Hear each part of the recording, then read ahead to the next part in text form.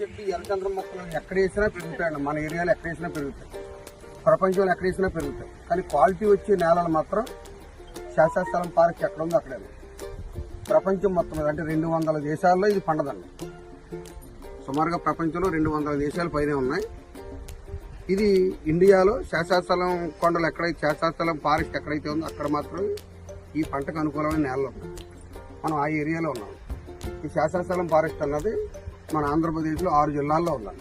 ప్రకాశం, నెల్లూరు, చిత్తూరు, కడప, అనంతపురం, కర్నూలు ఉన్న పొలాల్లో మనం రైతుల దగ్గర లీగల్గా ఉన్న పొలాలను కొని ఇలా వెంచర్లు వేస్తూ ఇలా ఎర్రచందనం పంటను డెవలప్ చేసుకుంటూ వెళ్తున్నామండి. ఈ విధానానికి 2016 నుంచి మనం ఈ విధానంలోకి వచ్చాం.